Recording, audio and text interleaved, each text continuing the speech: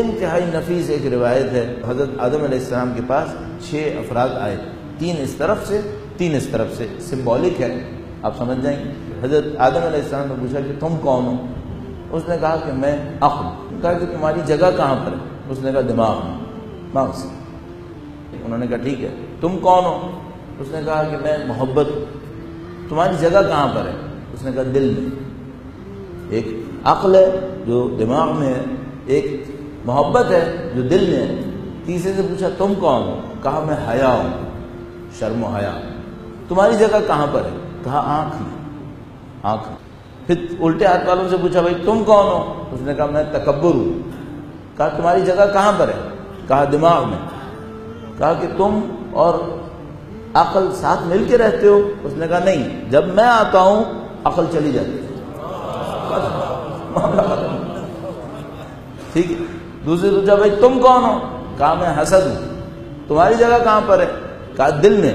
کہا تم اور محبت ساتھ رہتے ہو؟ کہا نہیں، جب میں آتا ہوں محبت چلی جاتی ہے۔ تیسرے سے پوچھا تم کون ہو؟ کہا میں طمع ہوں، لالچ، حرص۔ تمہاری جگہ کہاں پر ہے؟ آنکھ میں۔ کہا کہ تم اور حیا ساتھ رہتے ہو؟ کہا نہیں، جب میں آتا ہوں تو حیا چلی جاتی۔ اگر مجھے عقل چاہیے، اگر مجھے محبت چاہیے اور مجھے حیا چاہیے، ایمان کے لیے محبت چاہیے، ایمان کے لیے شرم و حیا چاہیے۔ جن میں عرض کر رہا ہوں، اپنی روایتیں عرض کر رہا ہوں، اپنی خدمت روایتیں عرض کر رہا ہوں۔ فرمایا شرم و حیا اور ایمان ساتھ ساتھ، عقل اور ایمان ساتھ ساتھ، محبت اور ایمان ساتھ ساتھ۔ اب اگر کسی کو ایمان چاہیے، دین چاہیے، یہ 3 صفتیں بچانی ہیں، عقل، محبت اور شرم، تو اسے کیا دور کرنا پڑے گا؟ تکبر، حسد اور طمع، لالچ۔ آپ اپنی زندگی کے لیے شیڈول بنا سکتے ہیں کہ بھائی مجھے اپنی زندگی سے تینوں چیزیں نکالنی ہیں۔ یہ کیسے نکالنی ہے؟ اس کو اپنے اوپر محنت کریں۔ کیا ان کی بھی کوئی جڑ ہے؟ بہت نفیس ایک روایت ذہن میں آئی ہے۔ امام نے فرمایا تمام کی تمام خیر بھلائی جمع ہو گئی ہے ایک چیز کے اندر۔ وہ کیا ہے؟ جو لوگوں کے ہاتھ میں اس پہ لالچ مت دکھاؤ۔ دیکھیے پوائنٹ کہاں پر آ رہا ہے، سمجھ نہیں آتی۔ جیسے ہی لالچ دکھائے گا حیا چلی جائے گی، انسان بے حیا ہوگا۔ جیسے ہی لالچ دکھائے گا محبت چلی جائے گی، حسد کرے گا۔ لالچ کر رہا ہے نا، پھر حسد بھی کرے گا۔ اچھا جیسے ہی یہ حسد کرنا شروع کرے گا، حسد کی آگ میں جلے گا اور عقل بھی چلی جائے گی۔ خیر ساری کی ساری اس میں جمع ہو گئی ہے، جو لوگوں کے ہاتھ میں اس پہ لالچ مت دکھا۔ اچھا آپ اور میں اس پہ عمل کیسے کریں؟ مثلا میں دینی طالب علم ہونے کے ناطے اس بات پہ لالچ کروں کہ لوگوں کے پاس اتنی طاقت ہے، اتنا پیسہ ہے، اتنی شہرت ہے، یہ جو لوگوں کے ہاتھ میں مجھے کیسے ملے گا؟ بس یہ میرے زوال کی ابتدا ہے، اگر پہلے سے زائل نہ ہوا ہوں، اگر پہلے سے زائل نہیں ہوا ہوں، اب زوال کی ابتدا شروع ہو گئی۔ کیوں؟ میں نے لوگوں کے ہاتھ پہ دیکھنا شروع کر دیا۔ لوگوں کے ہاتھ پہ مت دیکھو، کس کو دیکھو؟ خدا کو دیکھو۔ لوگوں کو بھی اسی نے دیا، دھوکے میں مت پڑو، خدا کو دیکھو۔ تمہارے نصیب میں ہے تمہیں اس سے بڑھ کے دے دے گا، نصیب میں نہیں ہے زندگی ان جیسے حقیروں کے پیچھے برباد مت کرو۔ البتہ انسان محترم ہے، تو میں حقیر کیوں کہہ رہا ہوں؟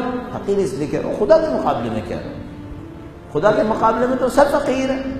تو میرے دماغ میں ایک بات آتی ہے، وہی کہ میں بس میں جاتا تھا ہر روز اسکول پڑھانے کے لیے، ٹاور سے گزرتا تھا، صبح صبح کو وہاں پہ بہت سارے فقیر جمع ہوئے ہوتے تھے۔ تو میں اپنے ذہن میں سوچتا تھا کہ تم نے آج تک کبھی دیکھا کہ کوئی فقیر دوسرے فقیر سے بھیک مانگ رہا ہو؟ کوئی فقیر دوسرے فقیر سے بھیک نہیں مانگتا۔ تم مت مانگو، تم فقیر سے مت مانگو، مالک سے مانگو۔ سب فقیر، مالک صرف خدا ہے۔ بجائے یہ کہ فقیر بن کے فقیروں کے سامنے ہاتھ پھیلاؤ، یہ فقیر بن کے مالک کے سامنے ہاتھ پھیلاؤ، ملنے کا چانس بھی ہے۔ اچھا خدا میں بڑی خوبی ہے، جیسے کہ مولا نے فرمایا ایک جملہ، بڑا عجیب جملہ، امام نے فرمایا کہ اگر کبھی کسی سے مانگنا بھی پڑے تو پست انسان سے مت مانگنا، اگر کبھی مانگنا پڑے تو پست انسان سے مت مانگنا، نہیں دے گا تو ذلیل کرے گا، دے گا تو احسان جمائے گا۔ اگر کبھی مانگنا پڑے تو شریف سے مانگنا، نہیں دے گا تو عزت کا خیال کرے گا، اور دے گا تو احترام میں کمی نہیں کرے گا۔ صحیح، ہاں صاحب، اصول بھرے پڑے ہیں، زندگی اس سے حل ہونی ہے، زندگی کے مسائل ان احادیث سے حل ہونی ہے۔ ہم اور آپ کہیں اور مت جائیں، اپنی زندگی کو اس سے حل کریں۔ آپ اور میں اخلاقی طور پر ان اصولوں میں بڑے ہو گئے نا، ہماری قوم خود بخود عظمت حاصل کرتی چلی جائے گی۔ میں نہیں کہہ رہا سیاسی عمل نہیں ہونا چاہیے، سیاسی عمل ہونا چاہیے، میں نہیں کہہ رہا معاشرتی تحریک نہیں ہونی چاہیے، وہ سب ہونی چاہیے، ان اصولوں کے ساتھ ہونی چاہیے۔ اور اگر یہ اصول خدا نہ کرے پامال ہو رہے ہیں ہمارے اندر، تو پھر کوئی چیز فائدہ نہیں دے گی ہمیں، کوئی سیاست ہمیں فائدہ نہیں دے پائے گی، کوئی معاشرتی عمل، کوئی اس طرح کی چیز ہمیں فائدہ نہیں دے پائے گی۔ تو ان چیزوں کو بلند کرنا چاہیے۔ جو بنیاد ہوئی وہ کیا ہوئی؟ وہ یہ کہ لوگوں کے ہاتھ پہ جو کچھ ہے اس پہ نظر مت رکھو، اپنے آپ کو خدا کی طرف رکھو۔ اچھا، اس کی بھی کوئی بنیاد ہے کیا کہ انسان دوسروں کے ہاتھ پہ نظر نہ رکھے؟ اس کی بھی کوئی بنیاد ہے؟ ہاں، اس کی بھی ایک بنیاد ہے۔ وہ کیا ہے؟ صبر۔ صبر کرنا سیکھو، جلد بازی مت کرو، صبر کرو۔ خدا کے نظام میں ہر چیز کا ایک وقت معین ہے، نہ اس سے آگے جائے گا نہ اس سے پہلے آئے گا۔ صبر بڑھ گیا تو لالچ جائے گی، لالچ چلی گئی تو حسد بھی گیا، تکبر بھی گیا۔ آپ کی زندگی ایمان کے اوپر، یہ صبر اور ایمان کا مستقیم براہ راست رابطہ ہے، اور یہ ہمیں الحمدللہ رب العالمین تمام دین سے سمجھ میں آتا ہے۔